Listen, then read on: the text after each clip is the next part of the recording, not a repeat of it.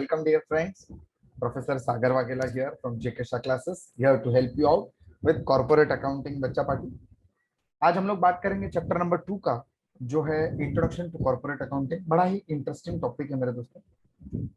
आज तक हम लोग ने जितने भी अकाउंटिंग किए हैं वो सारे हमने या तो सोल प्रोप्राइटरशिप के किए या तो फिर हमने पार्टनरशिप के किए, एनपीओ के किए। लेकिन अभी एक बात अपने को समझ में आता है कि कॉर्पोरेट अकाउंटिंग सब्जेक्ट जो है, इसमें हमें कॉर्पोरेट मतलब कंपनीज के बारे में बात करना है।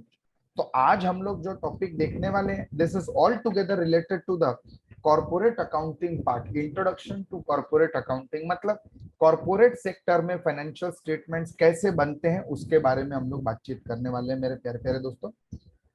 तो शुरू करते हैं ये वाला टॉपिक। ध्यान से सुनिएगा, छोटा सा टॉपिक है, प्लीज पे प्रॉपर अटेंशन। सबसे पहली बात तो our books of accounts have to be kept at the registered office of the company। ये एक पॉइंट अपने को याद रखना है। सर क्या बोला आपने? our books of accounts have to be kept at the registered office। Sir books of accounts मतलब वही जो अभी हम लोग ने फर्स्ट टॉपिक में देखा था, वही बच्चों। सेक्शन 128 क्या बोलता है कि आपको आपके रजिस्टर्ड ऑफिस के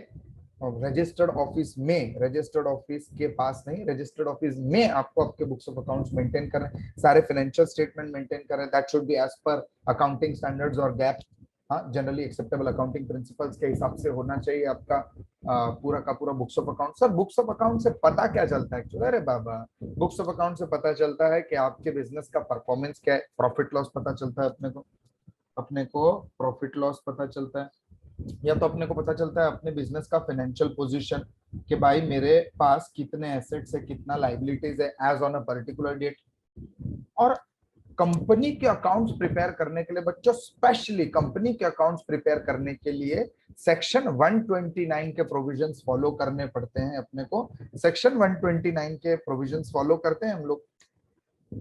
सारे वाउचर्स, सारे डॉक्यूमेंट, सारे रिकॉर्ड्स उसमें से उठा के हम लोग फाइनल अकाउंट्स बनाना चालू करते हैं, फाइनेंशियल स्टेटमेंट्स बनाते हैं हम लोग, बैलेंस शीट होता है, पीएनएल स्टेटमेंट होता है। कंपनी के बारे में बात कर रहा हूँ, इसके लिए ट्रेडिंग का बातचीत नहीं करूंगा मेरे प्यारे प्यारे दोस्तों, क्योंकि यहाँ पे ट्रेडिंग अकाउंट नहीं आता है। ट्रेडिंग और पीएनएल अकाउंट का कॉम्बो एक पीएनएल स्टेटमेंट बन जाता है। यस, और हमको जो भी फाइनेंशियल स्टेटमेंट बनाने, that financial statements have to be prepared as per the provisions of the act.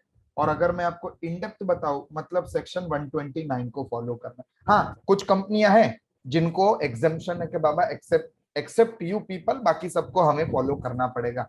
मतलब कोई ऑर्गेनाइजेशन जैसे बैंकिंग कंपनी हो गया, इंश्योरेंस कंपनी हो गया, इलेक्ट्रिसिटी कंपनी हो गया, या और कोई कंपनी जो सेंट्रल गवर्नमेंट ने अपना नोटिफिकेशन के थ्रू बताया कि बाबा आप लोग ये फलाना फॉर्मेट फॉलो करने से एग्जेम्प्ट है, तो करने का जरूरत नहीं।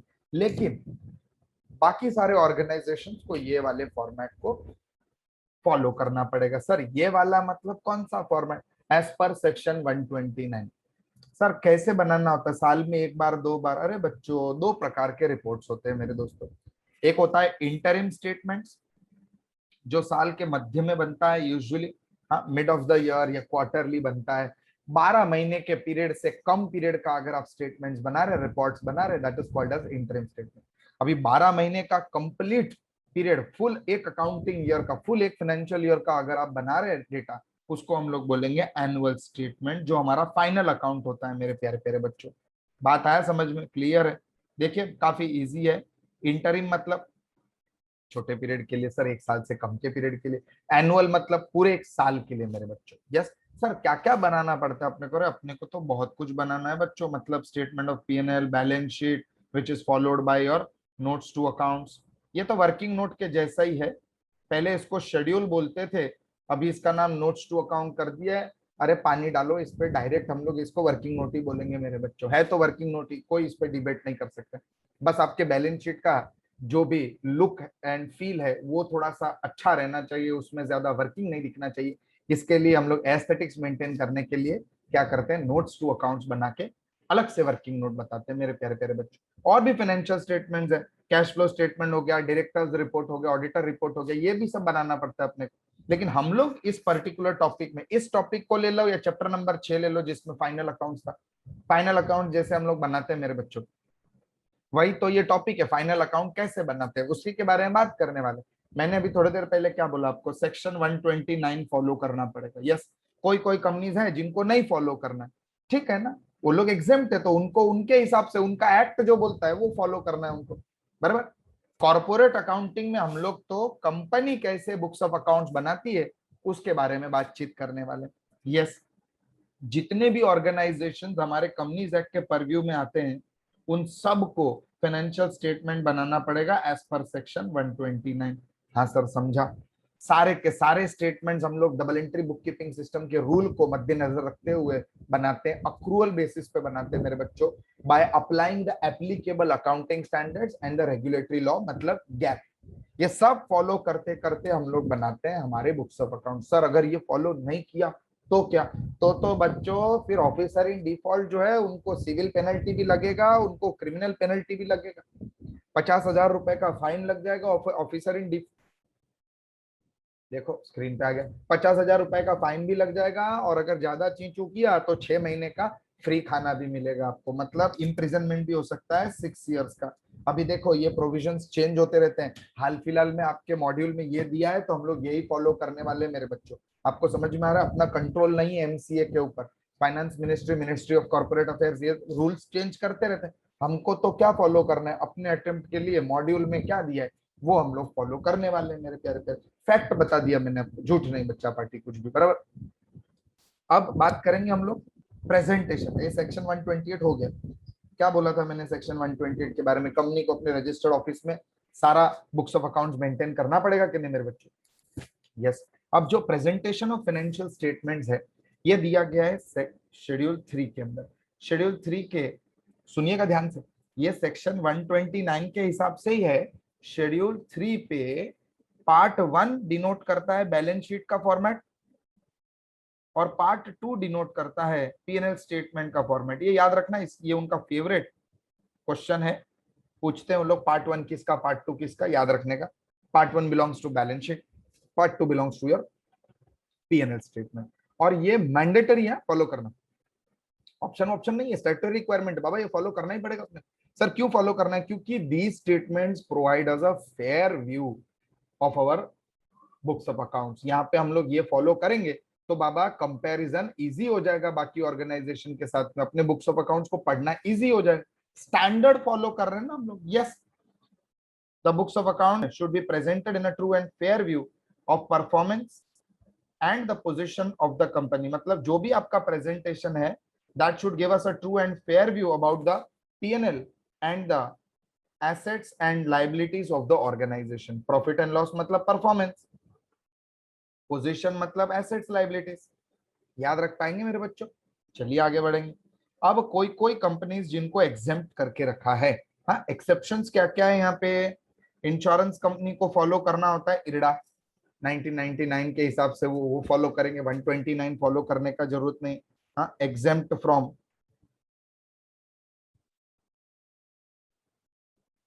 फॉलोइंग, हाँ, 129। लेकिन एक बात तो फिक्स है कि सारे ऑर्गेनाइजेशंस को XBRL तो फॉलो करना ही है, मतलब sir extensible reporting business reporting language, ये फॉलो करना ही है अपने को। XBRL आपके मॉड्यूल में दिया हुआ है, इस पे भी क्वेश्चन आ सकता है छोटा सा, इसको इग्नोर मत कर देना मेरे प्यारे प्यारे दोस्तों। सारे ऑर्गेनाइजेशंस को XBRL फॉलो करना है, extensible business reporting language follow करना है।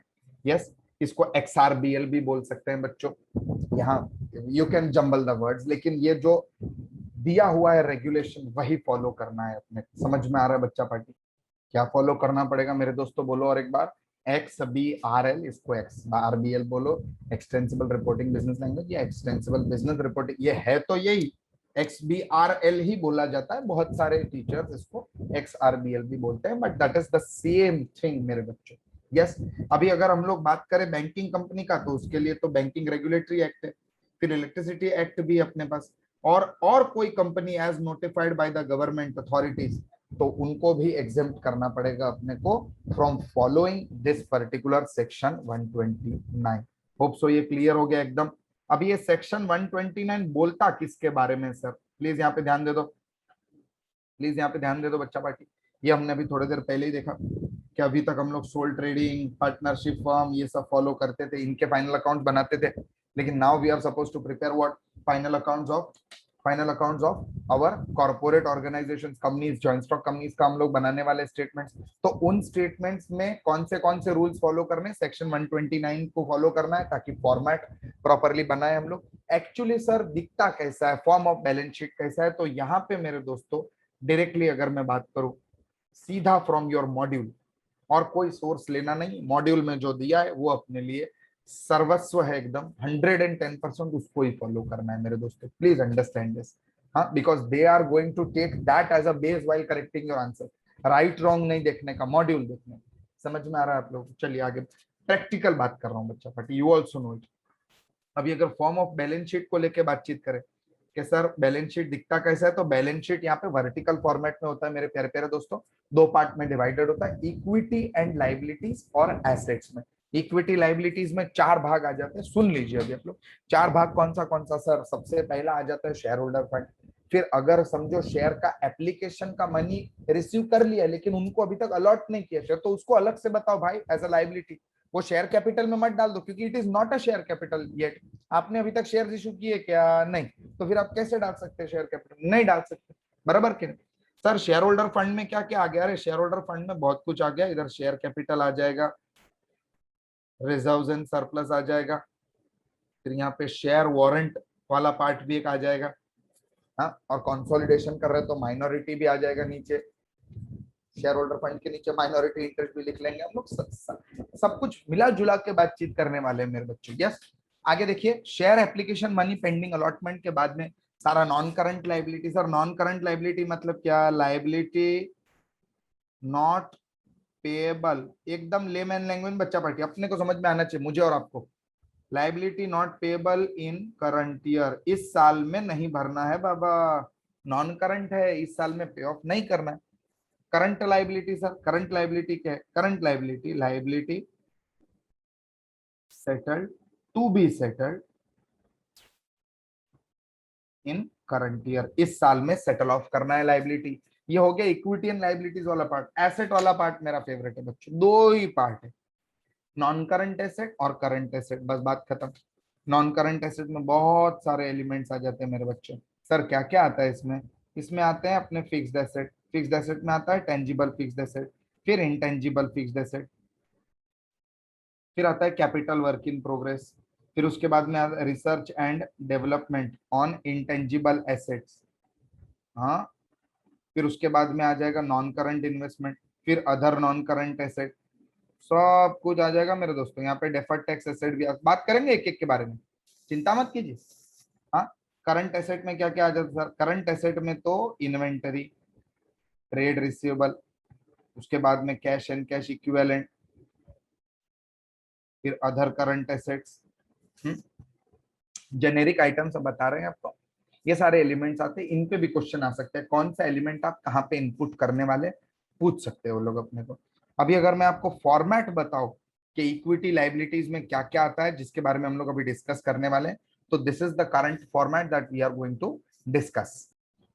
चलिए बच्चों, तो डिस्कस करेंगे हम लोग। ये तो सिर्फ आपके सामने फॉर्मेट रखा हुआ है कि ब्रेकअप क्या है इक्विटी लाइबिलिटीज का, यही हमने अभी डिस्कस किया। If you look at it, share holder funds के अंदर share capital, reserve surplus, money received against share warrant, share application, money pending allotment, ये पूरा का पूरा फॉर्मेट मॉड्यूल का है बच्चों, जैसे मॉड्यूल में दिया वैसे ही। नॉन करंट लाइबिलिटी में long term borrowing, deferred tax liability, other long term liabilities, long term provision, हर एक के बारे में बात करेंगे हम लोग।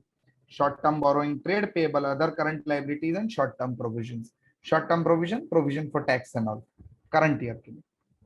फिर एसेट्स का डिवीजन दो मैंने बताया आपको, फिक्स्ड एसेट्स आ गए, नॉन करंट इन्वेस्टमेंट आ गया, डिफर्ड टैक्स एसेट आ गया, हमने किसी को लोन दे के रखा है, long term loans and advances, और अदर नॉन करंट एसेट।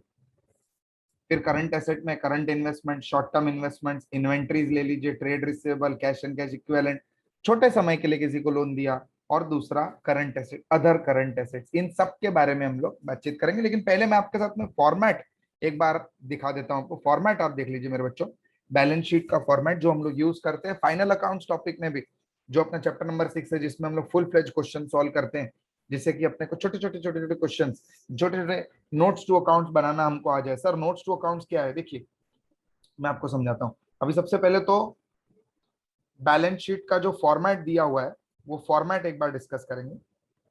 सबसे पहला वाला पार्ट क्या है? Equity and liabilities, correct. सबसे फर्स्ट पार्ट है equity and liabilities.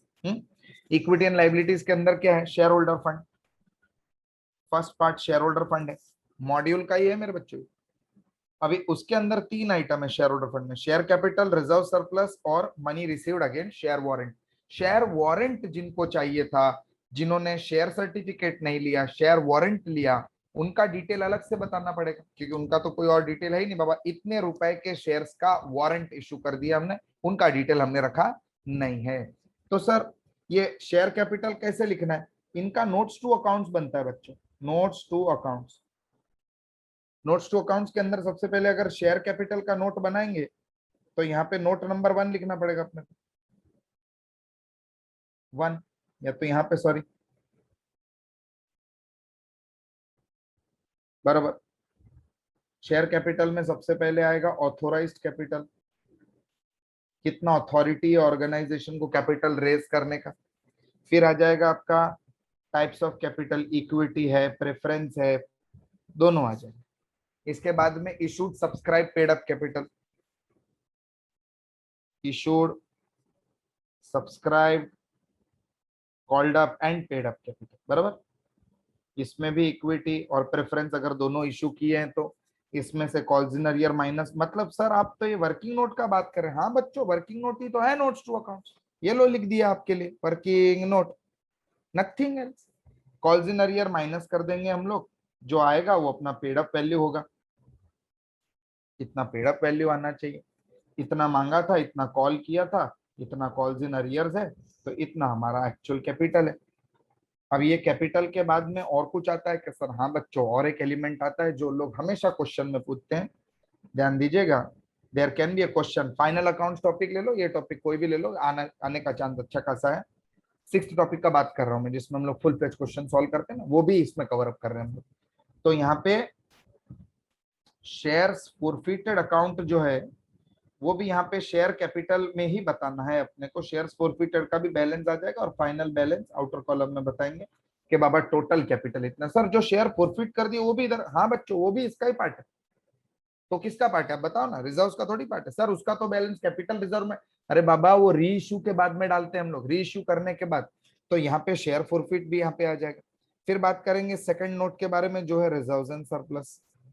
Sir reserve and surplus में क्या आता है? अरे रिजर्व एंड सरप्लस में जितने भी आपके पास रिजर्व है, जितने भी, हाँ, CRR, CR, security premium, DP, divisible profit, कुछ भी ले लो, capital redemption reserve, capital reserve, securities premium, divisible profit, चाहिए वो ले लीजिए मेरे को, चाहिए वो।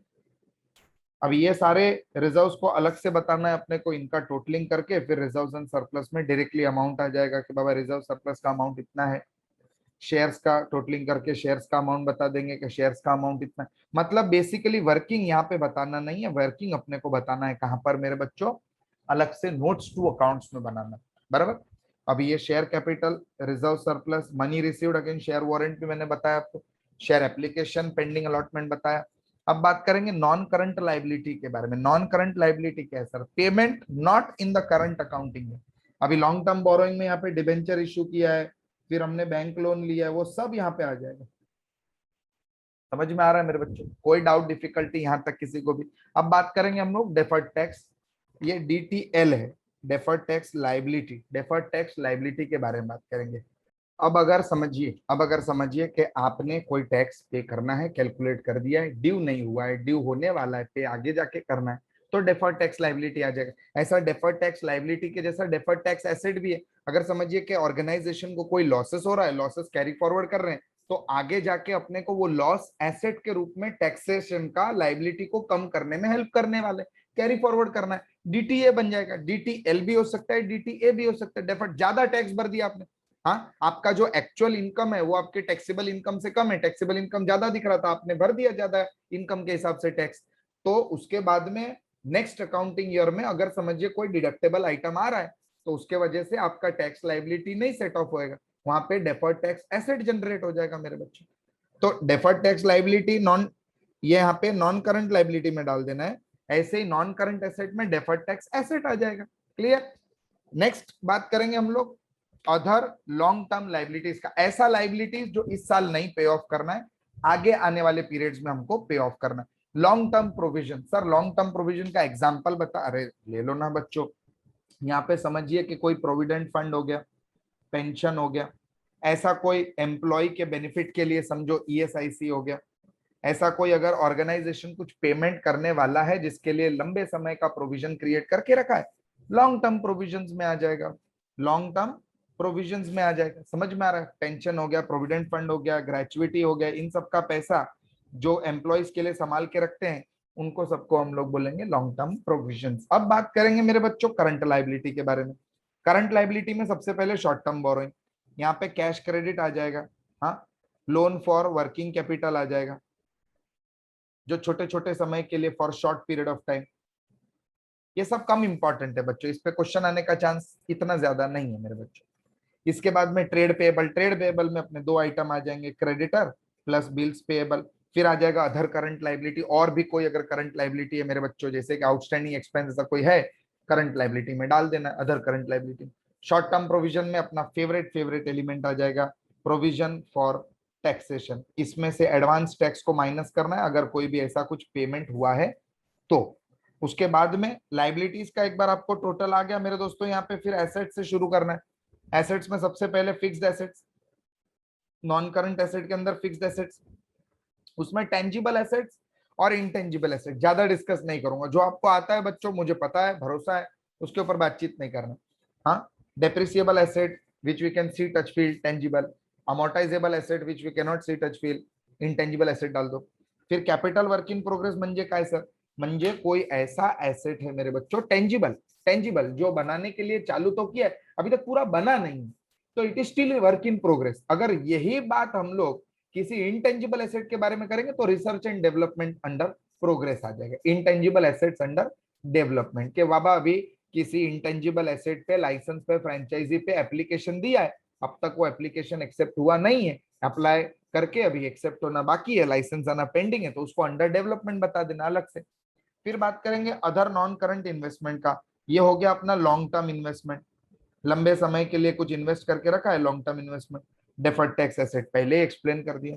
Long term loans and advances, हमने किसी को लंबे समय के लिए लोन दिए, एक साल से ज्यादा के पीरियड के लिए अगर लोन दे के रखा है हमने किसी को, एक साल से ज्यादा पीरियड के लिए अगर हमने लोन, एक साल कम बाकी अपना लोन का पीरियड ज्यादा, बराबर, तो long term loans and advances. एक साल से कम पीरियड तो short term loans and advances, बराबर। Other current, other non current asset में एक इंपॉर्टेंट एलिमेंट आता है जो लोग पूछते हैं एग्जाम में, हाँ, इसके ऊपर क्वेश्चन सेट होता है, और जब मैं बोलता हूँ होता है बच्चों तो भरोसा रखिए। यहाँ पे अदर नॉन करंट एसेट में मिसलेनियस एक्सपेंडिचर आ जाएगा, हाँ, प्रिलिमिनरी एक्सपेंस आ जाएगा। समझ में आ रहा है ना अभी कौन कौन आने वाले हैं यहाँ पे? Discount on issue of share, discount on issue of debentures, expenditures on issues of debentures and shares and securities and bonds and etcetera what not, जो भी राइट ऑफ नहीं हुआ है वो सारा एलिमेंट यहाँ पे आने वाला है मेरे प्यारे प्यारे दोस्तों। अब बात करेंगे हम लोग करंट एसेट के बारे में। Current assets, assets which are to be, assets which are to be realised in the current accounting, मतलब इसी साल में रियलाइज हो जाएंगे। करंट एसेट छोटे पीरियड के लिए रखा है। करंट इन्वेस्टमेंट आ गया, फिर इन्वेंट्री म्हणजे स्टॉक आ गया, स्टॉक में अलग अलग स्टॉक है अपने पास, रॉ मटेरियल है, वर्क इन प्रोग्रेस है, स्टोर्स है, फिनिश गुड्स है, बहुत सारे स्टॉक्स है, सारा सब कुछ यहाँ पे अपने को लिखना है। इसके बाद में ट्रेड रिसीवेबल, ट्रेड रिसीवेबल में सर क्या आएगा, ट्रेड जैसे ट्रेड पेएबल में क्रेडिटर्स और बिल्स पेएबल आए थे ना बच्चों, वैसे यहाँ पे क्या आ जाएगा, क्या आ जाएगा बोलो, यहाँ पे आ जाएगा debtor plus bills receivable. Cash and cash equivalent में कैश बैलेंस, बैंक बैलेंस, हाँ, सब कुछ आ जाएगा इसमें। फिर short term loans and advance, आपने किसी को छोटे समय के लिए अगर समझो कुछ एडवांस एडवांस दे के रखा है, यहाँ पे आ जाएगा। अगर समझिए कोई प्रीपेड एलिमेंट है तो भी यहाँ पे आ सकता है, या तो अदर करंट एसेट में भी आप डाल सकते हैं उसको। ये आपका एसेट साइड का टोटल, दोनों साइड्स मैचअप होने चाहिए हमेशा। आपका बैलेंस शीट एक कंपेरेबल बैलेंस शीट होता है बच्चों, जिसमें आपका करंट ईयर का फिगर तो होता ही है, इसके अंदर में प्रीवियस ईयर का भी फिगर्स होता है, जिससे कि इंस्टेंट कंपैरिजन मिल जाए आपको डेटा के बारे में। ये था आपका पूरा का पूरा बैलेंस शीट मेरे बच्चों, जिसमें एक एलिमेंट हमने पूरा का पूरा एग्जांपल सहित देखा। आगे बढ़ेंगे नेक्स्ट पार्ट पे। Next part one of my favourite part, जो है format of P&L statement which will start with in a bit. चलिए बात करते हैं मेरे बच्चों P&L स्टेटमेंट के बारे में। फॉर्मेट ऑफ P&L स्टेटमेंट, यहाँ पे आपको ये डरा दूं इससे पहले तो मैं आपको ये बाय हार्ट करवा देता हूं मेरे दोस्तों। देखिए P&L स्टेटमेंट एकदम इजी। आपके इनकम को सबसे पहले एक्सपेंस माइनस कर देने, हाँ सर एकदम बेसिक लेवल अंडरस्टैंडिंग दे रहा हूं, ध्यान दे दीजिएगा। उसके बाद में प्रॉफिट बिफोर टैक्स आ जाएगा, हाँ सर प्रॉफिट बिफोर टैक्स आ गया। फिर हम लोग टैक्स टूक्स माइनस कर देंगे तो प्रॉफिट आफ्टर टैक्स आ जाएगा। ये तो याद ही है आपको पूरा पूरा फॉर्मेट जो हम लोग ने देखा है, यस और नो। इसी फॉर्मेट को थोड़ा सा और तोड़ मरोड़ के हम लोग ने और एक्सटेंड कर दिया है। सर कैसे एक्सटेंड किया, ध्यान दे दो। सबसे पहले इनकम मतलब रेवेन्यू फ्रॉम ऑपरेशन, डराने के लिए ऐसा वर्ड यूज किया है तो सेल्स ही फिर अदर इनकम ऐड कर दिया दोनों को, 1+2 कर दिया तो टोटल इनकम मिल गया। रेवेन्यू बोल दिए ये लोग, इनकम बोलते तो अपने को समझ में आ जाता, अभी ये लोग समझ में तो आने नहीं दे सकते, लेकिन हम भी हैं आपके सेवा के लिए मेरे बच्चों। यहाँ पे ध्यान दे दीजिए please, I am here to help you out. Please understand this properly that this format can be asked at any point of time. यहाँ पे ना छोटे छोटे एलिमेंट्स पूछ लेते हैं हम लोग, तो इसके लिए सब कुछ हर एक चीज पे बात करना है। फिर कॉस्ट ऑफ मटेरियल कंज्यूम, हाँ कॉग्स बोल देते हैं हम लोग कभी कभी इसको। फिर परचेज अगर किया है किसी स्टॉक का तो वो आ जाएगा यहाँ पे एक्सपेंसेस में। फिर अगर आपके ओपनिंग और क्लोजिंग स्टॉक में चेंजेस है, opening stock minus closing stock करके वो यहाँ पे आ जाएगा। सर ये पूरा का पूरा एक साथ में नहीं कर सकते, कर सकते हैं मेरे बच्चों। पूरा का पूरा एलिमेंट आप लोग कर दीजिए, कॉग्स निकाल लीजिए। इसके बाद में एम्प्लॉय बेनिफिट एक्सपेंस, सैलरी दे दो, वेजेस दे दो, कमीशन दे दो, जो भी पे किया है एम्प्लॉय सारा माइनस कर। फिर फाइनेंस रिलेटेड कॉस्ट, कुछ इंटरेस्ट इंटरेस्ट ऑन लोन है वो सब आ गया। डिप्रिसिएशन एंड अमोर्टाइजेशन एक्सपेंस आ गया। फिर बाकी सारे खर्चे, office admin selling distribution other expense सब कुछ आ गया। अब आपको मिलेगा नॉर्मल वाला प्रॉफिट बिफोर टैक्स। नॉर्मल वाला मतलब क्या सर? अरे बाबा रे, धंधा नॉर्मल नॉर्मल में ही चले ऐसा जरूरी थोड़ी है। कुछ ना कुछ तो अलग अलग आइटम हो सकते हैं, एक्सेप्शनल आइटम हो सकता है, एक्स्ट्रा ऑर्डिनरी कुछ हो सकता है। भूकंप आ गया, कट गए फट गए, अपना लॉस हो गया, extra ordinary exceptional item. Asset वैसेट बेच दिया, प्रॉफिट प्रॉफिट हो गया कभी उसके ऊपर, exceptional item, extra ordinary item. तो इनको भी एडजस्ट करना है, अलग से बताना है बुक में। हाँ एडजस्ट कर दिया, एक्सेप्शनल आइटम एडजस्ट किया, एक्स्ट्रा ऑर्डिनरी आइटम एडजस्ट किया, फिर मिलेगा वो होगा प्रॉफिट बिफोर टैक्स।